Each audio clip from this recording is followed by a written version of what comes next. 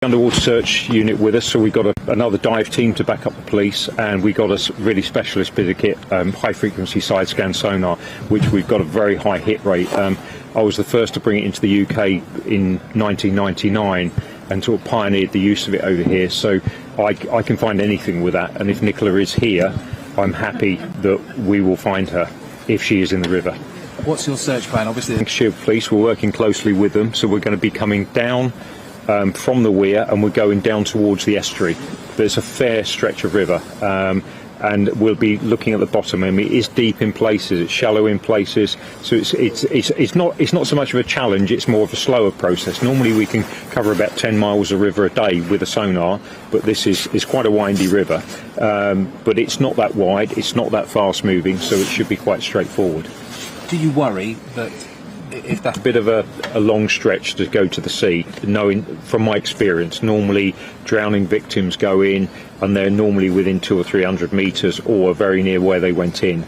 So I don't think she would have gone a long way. The river is not in flood from the first time I've seen it today. If we had storms and there was lots of flood water, then I would expect in the high flow for a body to get carried. But once a drowning victim goes to the bottom, they tend to stay on the bottom for 7 or 8 days, and they sort of just move slowly along the bottom. But that, again, if it's flooded, that's different, but it's not.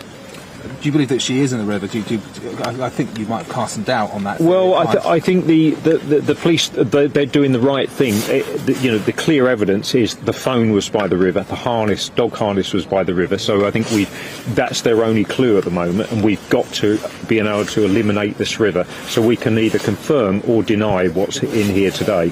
In terms of those conversations with police? Yeah, I mean, the police, I believe, think that she's in here, and obviously that's where the evidence is actually pointing us at the moment. The police are doing a great job. It's a big task for Lancashire Police to do. This is a particularly long stretch of river to search, and we just bring that backup resource to work closely with them at this instant. We understand that Paul called you personally. What could you tell us about that conversation you had with him? Well, Paul called me the other day we spoke, and he was then speaking to the Lancashire Police to bring us in. That afternoon there was a bit of miscommunication, but they agreed to bring us in because we do the police diving anyway for the whole of the South East, so we're a well-known police operational team.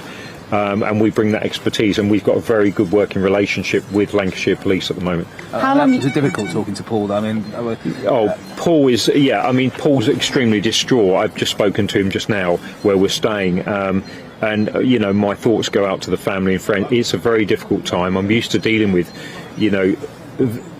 families of drowning victims. It's a horrible thing to be going through, not knowing where your loved one is, and that's if anyone puts them in his mind, it's a horrible thing. You don't know where your mind is.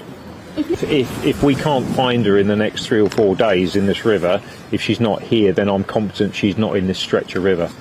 I'd be very confident of that. How long are you expecting to be here today? I don't know how long we're going to be here. We'll probably be up here operationally probably for the next 3 or 4 days working. We'll do what we can for the family and to assist Lancashire Police as well. And how often do you get requests like you have from Paul? We get requests a fair amount from families when they can't find loved ones. How often do you